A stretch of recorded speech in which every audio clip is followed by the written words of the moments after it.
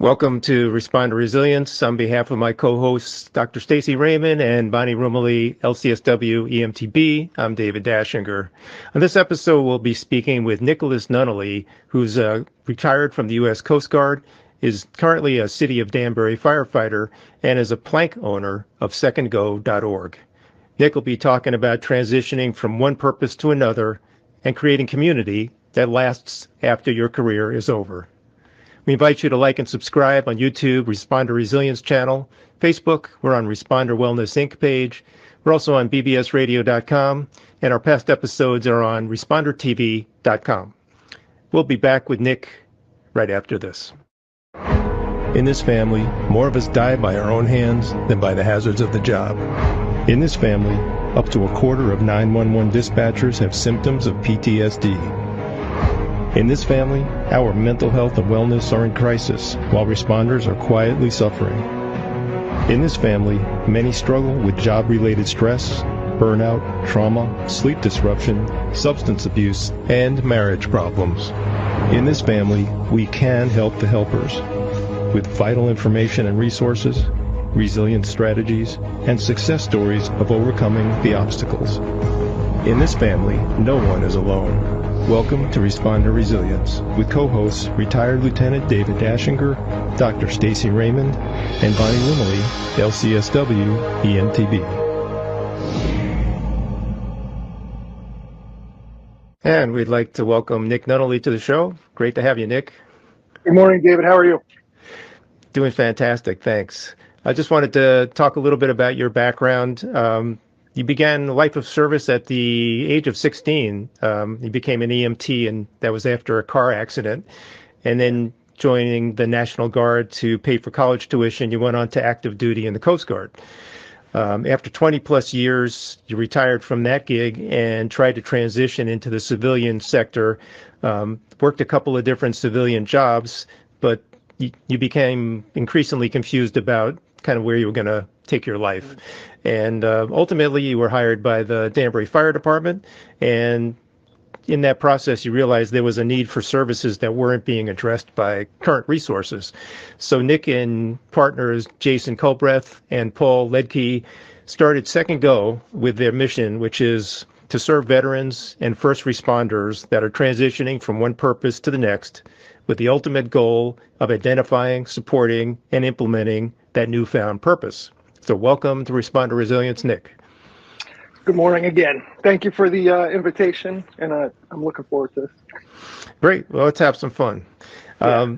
And your name is fun, like Second Go, right? It's kind of short and sweet and usual. And how'd you guys come up with it?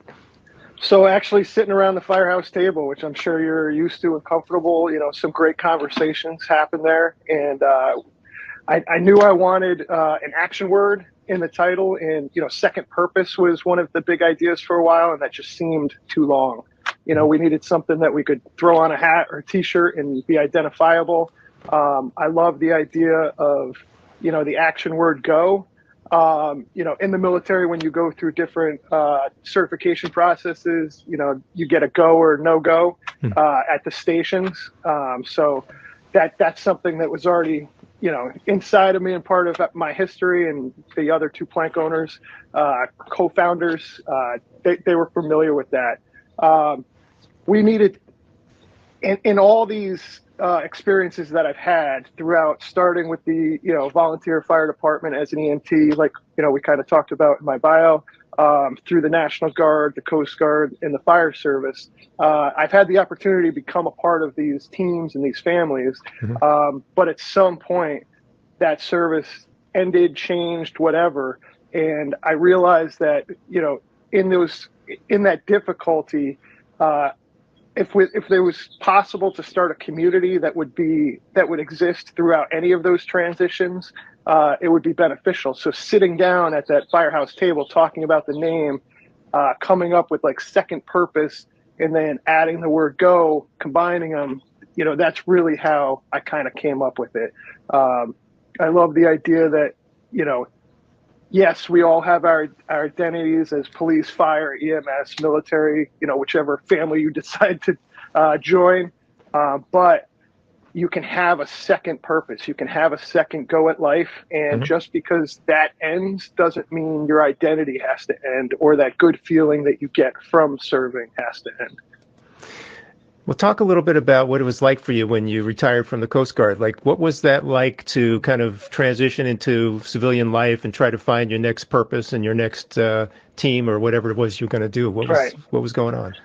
So, myself and the two other guys that, started this really was kind of the biggest catalyst for us creating Second Go. My situation individually was, even before I retired, I could have stayed for another 10 years and promoted even higher and potentially fully retired at the end of a 30-year career. But I knew that I'd have to move my family.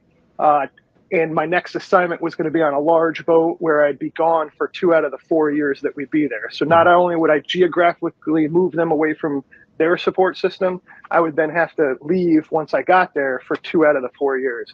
So my wife and I had a conversation and decided that the best thing to do would be to retire and try and get another career going. So my family had gotten used to a certain way of living, and all of a sudden I was a civilian. I was removed from that 1% club that we're taught, from the day that we show up at boot camp. Hey, you're part of the 1% of this country that's decided to, commit to service. And then all of a sudden I'm willingly removing myself from that, and now I'm part of the 99%, which is a great thing, but subconsciously, consciously, whatever, I've talked to a bunch of therapists about this. There's that feeling of now I'm part of the 99%, and a couple situations happened that complicated that. Now, I was already in therapy, but you don't know what you don't know, and I wasn't asking for help on certain things. There was an educational gala that my wife and I went to. She wanted to, get dressed up and go have some great food. And while I was there, the only thing that I was paying attention to were kind of some of the complaints that some of the attendees were having about, they couldn't get the right week at their ski house, or, maybe the cleaning lady has messed something up in their house.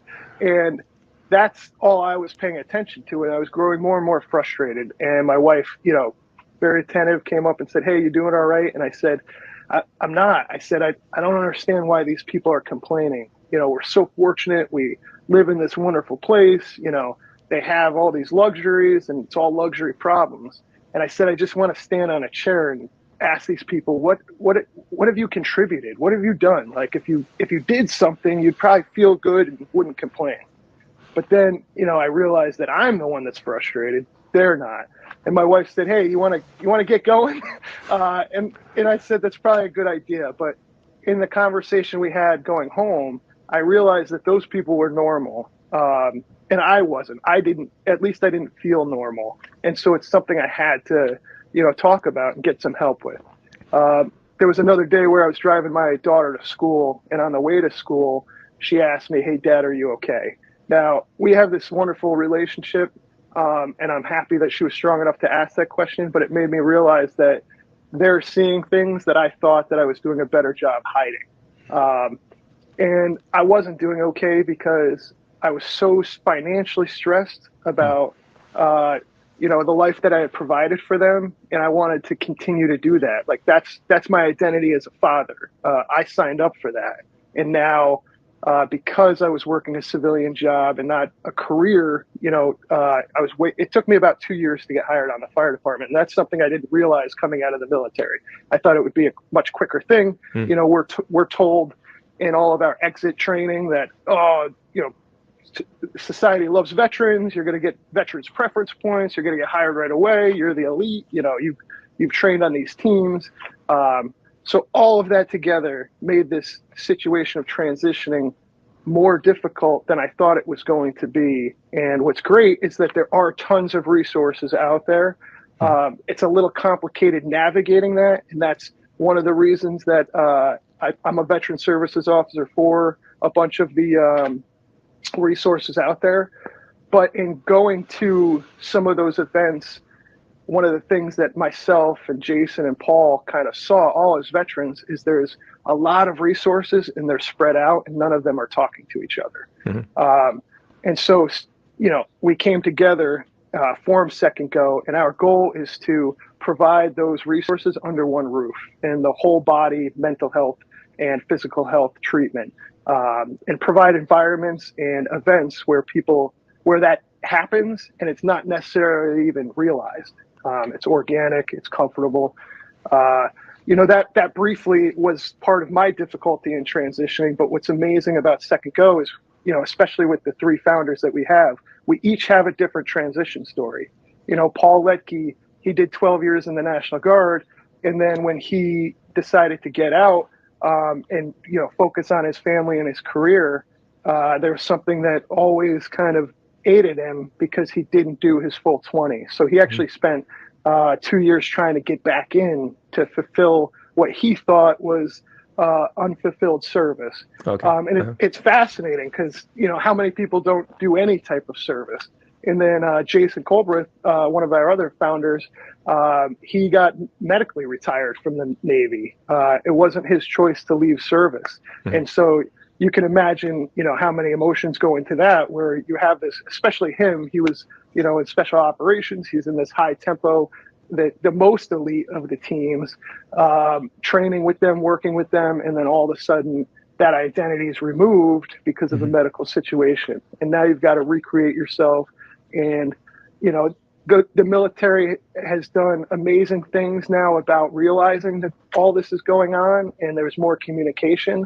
But one of the educational events that I attended was one of the chiefs was retiring. I had already retired, and they invited me back because it was still my team, Mm-hmm. And I go, and they have this awesome taco truck, and we play this volleyball tournament, and then this retirement ceremony is coming to an end, and the active duty guys get on a boat and go and do a mission, and myself and the chief kind of look at each other, and they're like, "All right, guys, you got to go now." And I'm like, "No, I want to go on the boat." But it's not my turn, and it's somebody else's watch. And now what do I do with that? Like they've got to go out and do their thing. I've got to figure out how to feel good about doing my thing now. And that's one of the biggest goals that we do have with Second Go is anybody, whether it's a first responder or a military veteran, we want you to feel good about the service that you participated in. And so often we find that the service, if we don't handle it well, if we don't get the help that we might need, the service that we do sometimes weighs us down. Mm-hmm. So that's something we'd like to reform and assist people with.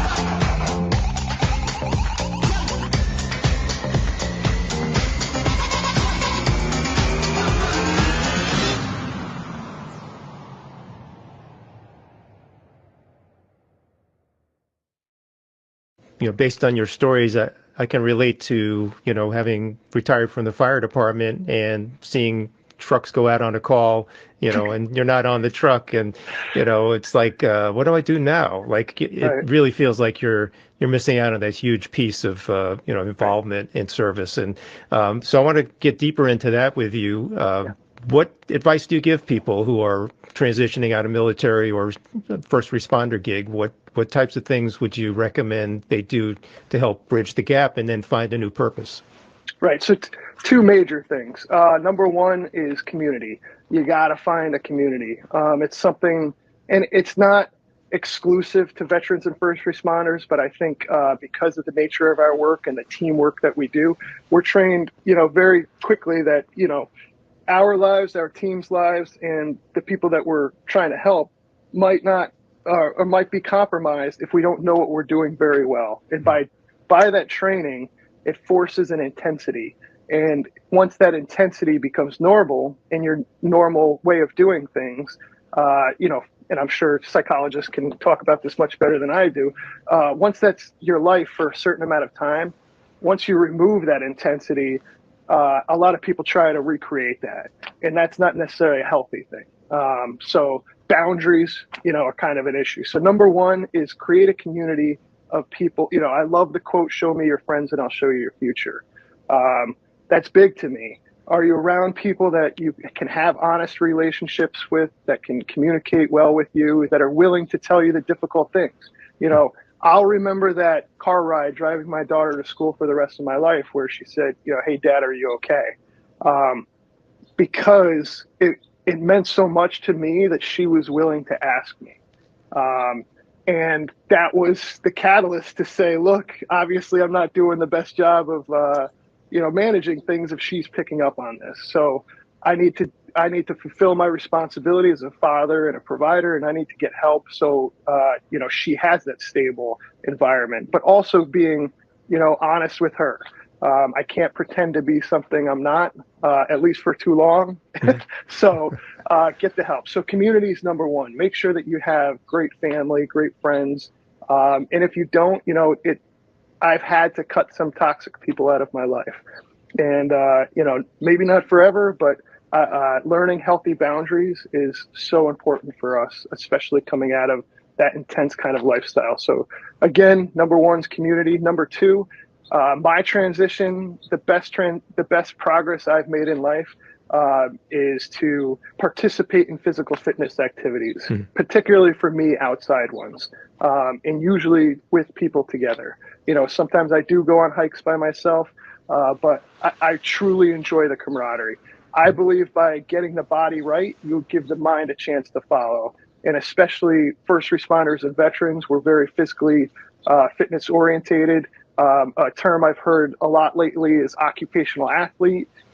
People are doing, amazing research on VO2 max and, strain on hearts and cancer research. So we're trying to focus on all these physical things, and we've made huge strides in the mental also. But especially for me, if you just slow down, if things are complicated and you work out, you get a sweat on, things have a way of falling into place.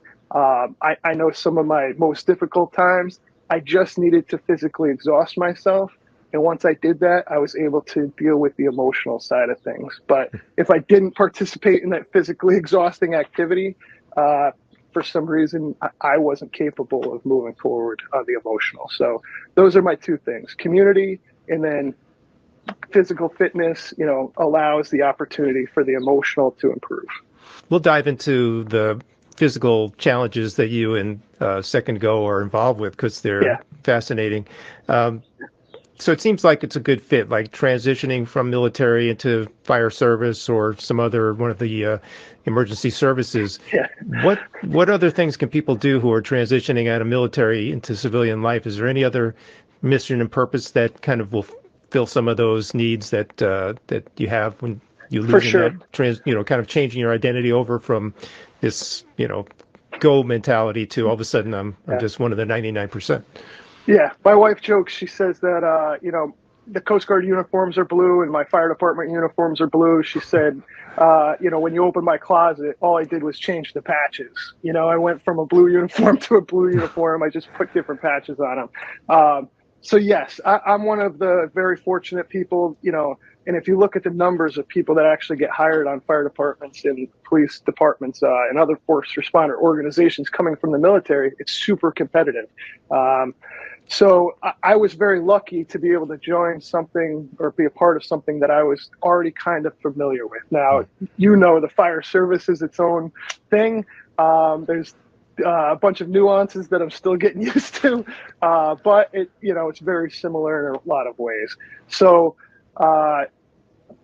for me, to answer that question specifically, I think if you can find something that's similar and it can provide, a job, career, that stability.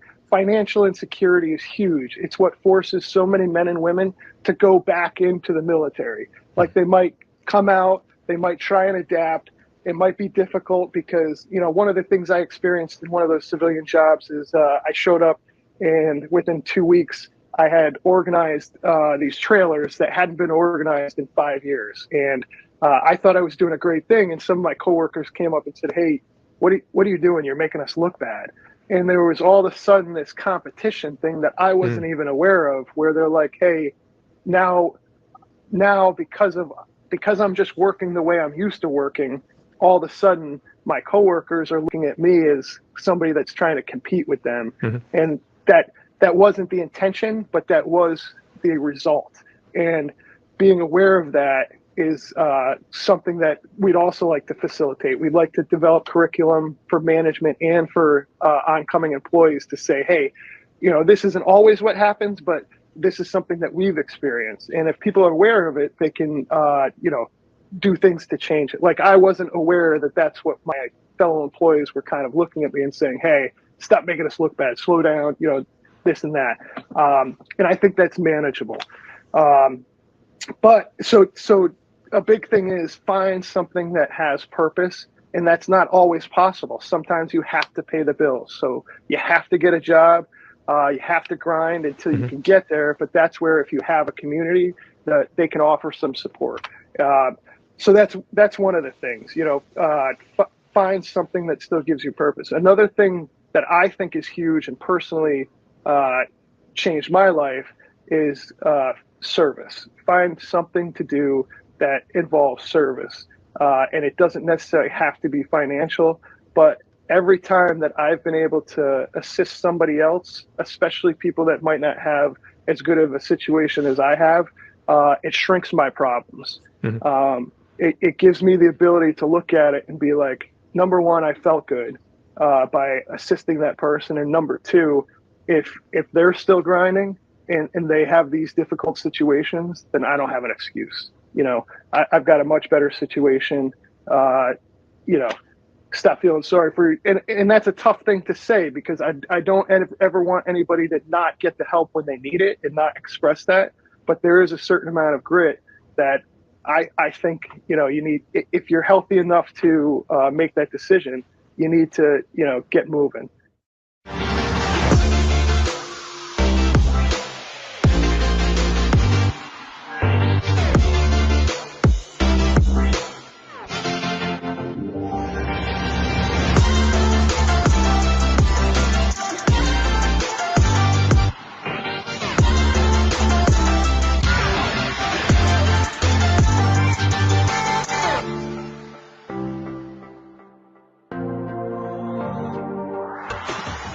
I had a very interesting situation when I was working in a medical warehouse. My boss, had been a paramedic in the city for years. He understood kind of my situation, and I was very fortunate that they had given me a job. But he walked through the warehouse, and I was packing supplies, and he said, "Hey, Nick, how you doing today?" And I said, "Not good." It just came out of my mouth. And he stopped, and I go, "No, sir, I'm sorry. I very much appreciate this job." And he goes, "No, talk to me." And I was very fortunate that he was that kind of guy, because, we've all been in situations and worked with people that, it didn't necessarily have the capacity to really ask.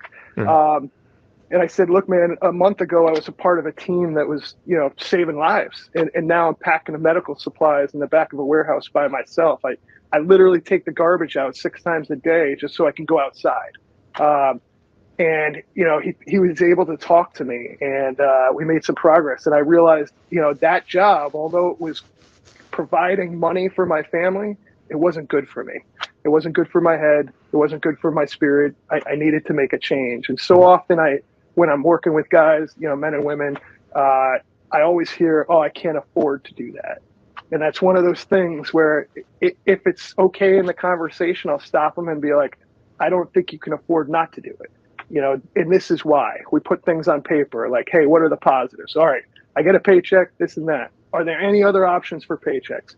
But having that community, having this space in the people that have experienced these struggles that can kind of mentor you through them is huge. And if I didn't, that was provided for me, and now I'm trying to return that. Yeah, so it sounds like you had to do a reality check and just assess where you were in that moment, in that job. And fortunately, you had a supportive supervisor.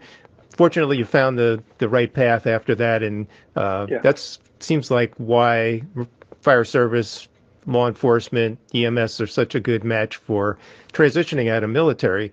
Now, talking about second go, you Jason and Paul, could have started a hiking club or a running club or whatever, a bowling league, but you chose to do Second Go, which is a little bit more than that. What's the value of being part of that, and what's the mission and purpose, and how does that play into all the things you just talked about, the physical component, the teamwork, I'm sure you get some adrenaline rush from doing these events. How does it all come into play with Second Go and what you're doing? Well, it's funny that you picked those words, hiking club, running club. We're all those things. We have a hiking initiative of 22 hikes in 2022, where either we want you to come out and hike with us or go out and go for a hike and, post on social media, tag, Second Go. That way people know in the area awesome hikes that they can go on and participate in. We have a Ragnar relay coming up. I've participated in 14 of these so far. They're 200-mile relay races that you either have a team of 12 or 6 runners, and you can have everything from marathon runners to people that have never even run 5Ks, because there's different distances for each runner that you assign.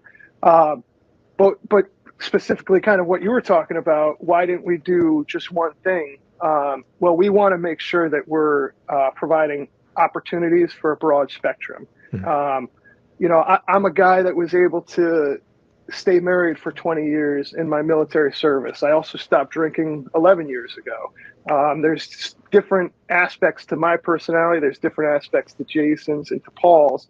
And as we bring on more team members, we want to make sure that we're providing an opportunity for as many people as we can, a broad spectrum, to be able to identify with one of us. If you look at the percentages of people that do stay married, either in the military or in the first responder fields, it's the divorce rate's higher than the national average. So to be able to, stay married for 20 years and now, in a second service, continue that, I will be able to have certain conversations with some people. Paul was divorced, and now, he has a fiance. He's got the second chapter in his life, and that some men and women will be able to identify better with him and have conversations with him. Jason's on his second marriage, and he's got adult children that are out of the house. We want to be able to provide, whether it's a different physical fitness activity or a different lifestyle, we want to provide a broad spectrum. That way, because like you understand very well, there's so many different personalities, ethnicities, sexualities, religions. Our services are made up of our communities, and they're so varying and different. In order to be an effective organization, the organization we want to be able to provide a broad spectrum for people to identify with. You talked about the Ragnar Run. What are some of the other events you've done in the past that you really thought were exceptional? So some of the things that we've done previously, and this is challenging with COVID, right? We're coming out of, hopefully coming out of COVID times where, we had a couple activities that were just axe throwing events, and, just getting, some men and women together, throwing some axes, eating some pizza. It was nice. We had a great time, but it was what we could do during COVID. One of the other things that we've done is, like right now, we have a Battle of the Badges coming up. It's a bench press competition, and it's not Second Go's event. We're just supporting a team to go up there. I wanted to be clear about that. But that's for police and firemen. It's teams of 3 that are going to enter into this competition. Second Go is going to pay for one of the teams. So right now, all the firehouses in Danbury, we have sign-up sheets for the month of March, and whoever does, the most amount of reps at 70% of their body weight on the bench press will provide the registration for the top 3 members to go and compete in that and represent Danbury Fire Department and Second Go. So that's one of the things. We have a driveway gym workout that Paul started over a year ago, where every Saturday morning people have donated workout equipment, and we've been able to buy some workout equipment. He sets up 12 different stations. And what's amazing about that is we were donated a trailer that's now going to be mobile. So, 2 or 3 weekends, he'll do it out of his driveway. 1 weekend a month, we'll load everything up into the trailer and we'll drive it to a location like the VFW in Brookfield. Paul's fiance also teaches yoga. So we're going to be doing a driveway workout at that VFW location in Brookfield. And then yoga is going to be provided free of charge for people that want to attend. Is that open to anybody or just veterans, first responders? Yeah. So all of our events are open to everybody because we need community participation. We're all part of families. We're all part of towns that we live in. And our transition, the key thing in all of that is when we talk about transition, we're leaving the service, whatever that might be, and we're trying to become part of our community.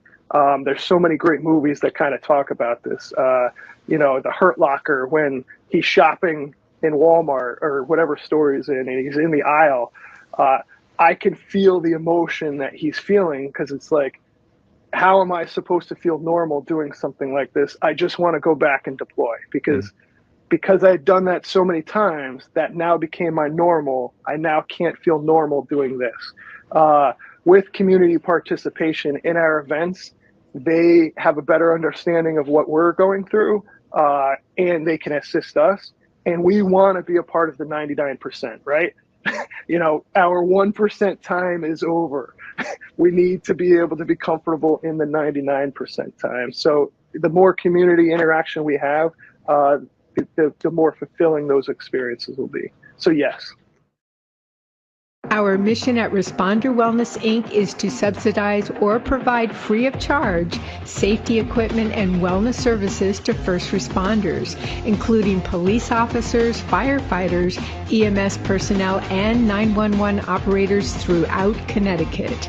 Resources include scholarships to train new EMTs, a responder and veteran-only AA group in Danbury, Connecticut, as well as Police Fest, a fire and EMS boot program, yoga classes, gym memberships, and T-shirts. The founder of Responder Wellness, Inc. co-leads a peer support group sponsored by Fairfield County Trauma Response Team. Responder Wellness, Inc. is a nonprofit 501c3. Find us on the web at responderwellness.org, on Facebook at Responder Wellness, Inc., or email us responderwellness@gmail.com. Responder Wellness, Inc., putting responders first.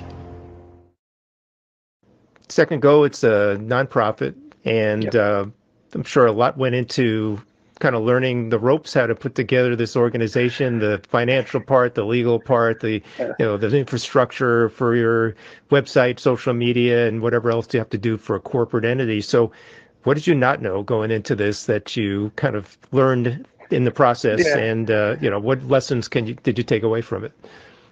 So I've had this conversation a couple times. I feel like I was a pretty good boat driver in the Coast Guard. I'd like to become a good firefighter. I'm 2.5 years on to Danbury Fire Department. I've got so much to learn still, and some great mentors that are helping me with that. So that was what I've put most of my effort into, the last 20 plus years. And now I'm trying to create this nonprofit. I am not well versed in this. It was definitely a struggle. I've contacted different resources that have offered to help, and they've fallen through. So there's been definitely frustration, but overall, what's happened is success, and that's what's amazing. Because I've learned how to ask for help, because I've learned to show my vulnerabilities and to, say, hey, this is something I'm not good at. What I found is that overwhelmingly people are willing to say, well, this is what I'm good at. This is what I can help out with. One of our greatest blessings has been Paul Lecky's brother-in-law. His name is Joel Harbour. He just started Concept Media. Joel has developed our entire website for free, and it's amazing. I've had so many people comment because they've gone to the website, they've watched our videos. We have an events page, we have an outreach page, we have all of these things that would have cost us thousands of dollars to create. he loved what we were doing. He knew who we were, and he dumped his effort and energy into it. And you could see it. The website's amazing. So it's guys like that, men and women that are saying, hey, I'm willing to help out. We're just starting to grow our team now. We have our state charity. We got our 501c3 last year, and I took online classes. The IRS has online classes that you can take that walk you through the ins and outs. But it's that when you're in the nonprofit world, there's a lot of people that are willing to offer help. And it's kind of difficult to go through that and say, all right, these are the people that actually are, and our time is so valuable, right? So it's like, I have a full-time job, I have a family, but this is, I know my life's work now. I know the gifts that I've gotten just from the 2 years of participating with this and starting this have been amazing. And, one of the things the founders and I talked about is we know how many people we could help. But I know I've helped one person already. I've helped 10 people already. So whatever effort I put in, I'm already succeeding. Mm-hmm. Jason, Paul, the team members that we bring on, we're already succeeding because we're offering service, and by giving it away, we're also receiving it. We're feeling good about what we're doing. So that's the best way I think I can answer that. Okay. And so in your events and your Second Go community, who participates? You have, who do you have from first responder world? Who do you have from the military world? Who do you have from civilian world? Do you get spouses and significant others? Yes, and that's one of the biggest lessons we've learned. Our first year, we were trying to participate in all of these elite events because that was kind of our personalities. If we weren't pushing ourselves too hard, then we didn't feel like it was a valuable use of our time. And one of the things our spouses would say is, we did a 3-day kayak trip down the Connecticut River. Amazing experience. Camped out on an island, started a fire, ate MREs for dinner, things that we loved and things that we thought other people would love as much as us. And our wives were like, I don't want to spend 3 days on a river.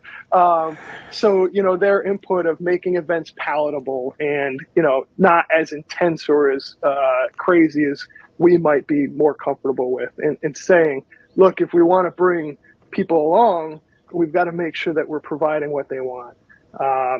So that was another one of those things in the process of, the past 2 years was like eye-opening. Hey, yes, we do want to have elite events, 2 or 3 a year where the people that really need that next level of excitement can come out. But we also want to provide events that, aren't that crazy. And that's one of those things about that transition.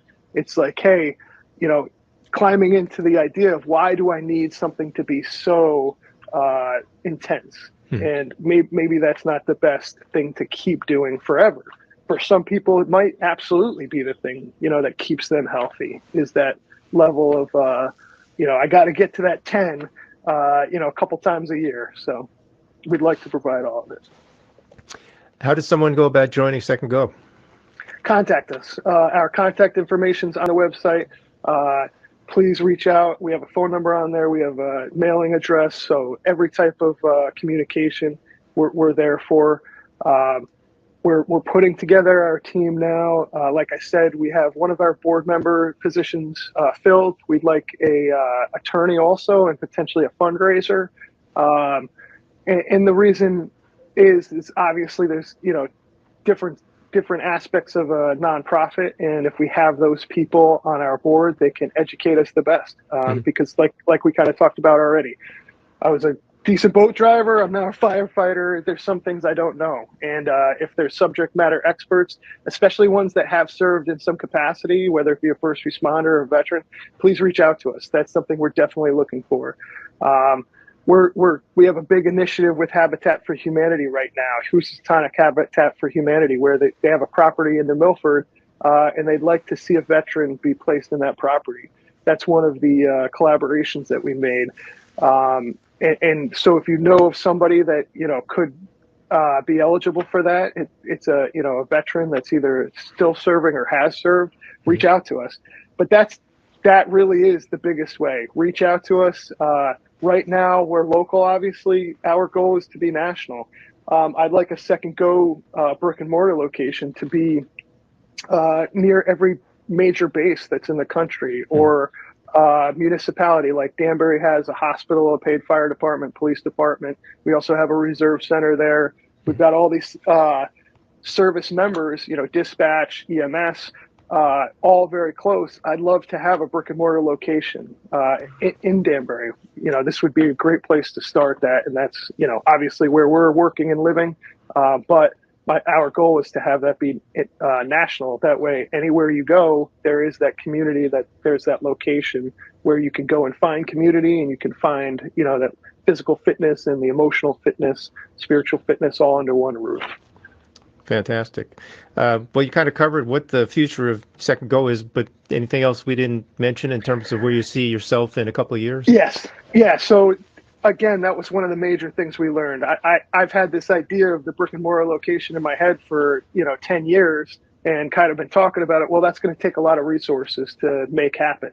So learning how to scale and say, all right, this is what our goal is for this year. This is what our goal is for next year. We would really like over the next year, and this is something we're developing with our sponsorship letter, we'd like to be able to buy one of these, Mercedes-Benz Sprinter vans or Ford vans, where we can make it a Second Go van and have seating in it, potentially, bunk beds that will fold down, but an actual van that we can use for these Ragnar relays. Right now, we have to rent a van for each 6 people that show up. We're going to have 3 teams, which means 6 vans for this next Ragnar in May. So if we were able to buy a van, take guys hiking, take men and women on kayaking trips, we're amassing all of this outdoor activity equipment, but we need a vehicle to be able to move that in, and bigger trailers. So by next year, I'd like to have 1 of those vans. By the following year, I'd like to have 3 of those vans. And it's hitting those goals, that are reasonable, and saying, hey, this is what we need. In order to do that, we've spec'd out vans, and they range anywhere from $80,000 to $120,000. So it's a big goal, but I think with the growth that we've had over the past year, and the people that are seeing, hey, this isn't just a hobby for these guys. These guys have figured out a solution. They know that it works for them. They're able to, help other people participate with it, and they're seeing that. And, I'm not a huge fan of social media, but it's the world we live in. And by pushing out these things that we're doing on social media, we're seeing people respond to it and say, hey, all right, these guys really do have something. They're making a significant change. And like Jason's finishing his degree in becoming a therapist. So he'll be able to provide actual therapy once he's licensed. Paul already has his, but he's still a school teacher. So once he retires from, being an educator, he might then decide to become a therapist. I continue my training between, while I was in the military, I was a critical incident stress management peer. I was a victim's advocate for a sexual assault. I was a command drug and alcohol representative. So more of the lifestyle and mental health side of things, that stuff that I received training and certification in. So I'd like to provide all of that. Paul's becoming a licensed physical trainer. So it's like all of these things we're continuing to do to be able to provide the services for Second Go. Well, total package. Yeah. Totally, you guys are hitting it from all angles, and it's really inspiring to see what you're up to.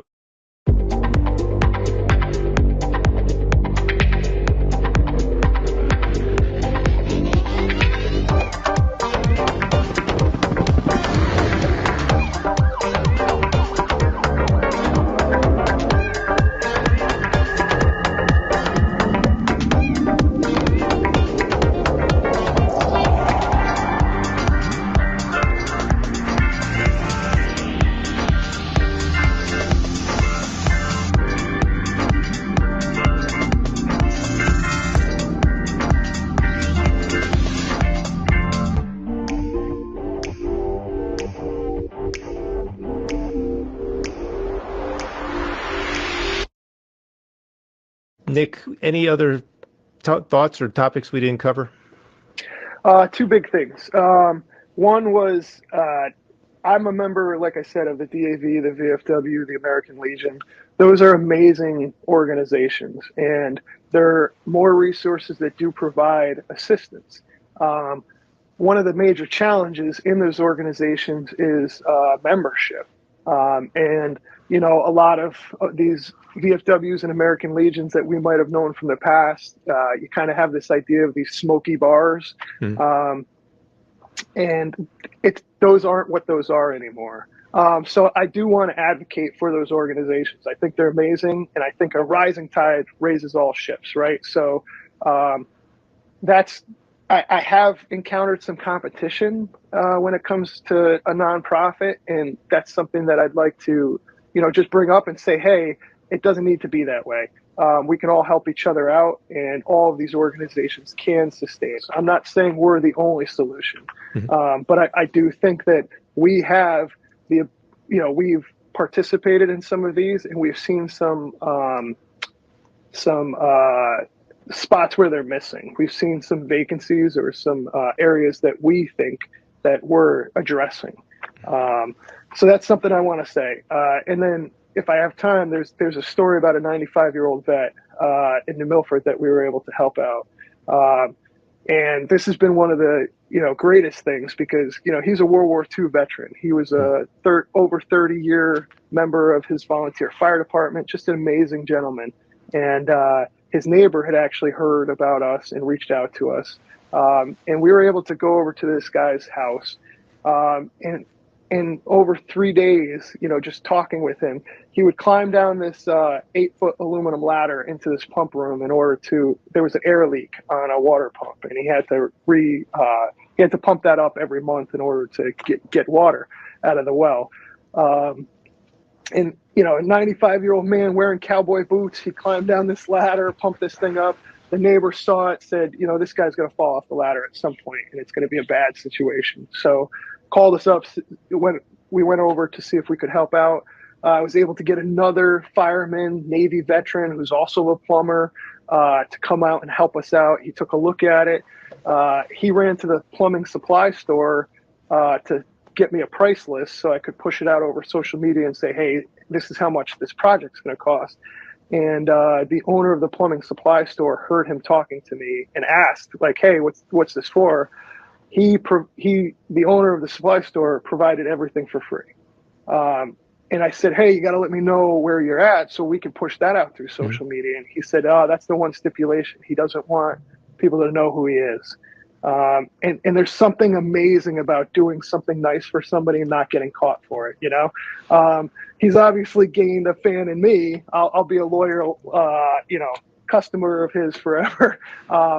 But then we were able to put this thing in, we were able to replace this water pump. And being able to have conversations with this gentleman over the 3 days, the last day when we installed everything, he was so excited to sit there and talk with us that he forgot to eat lunch.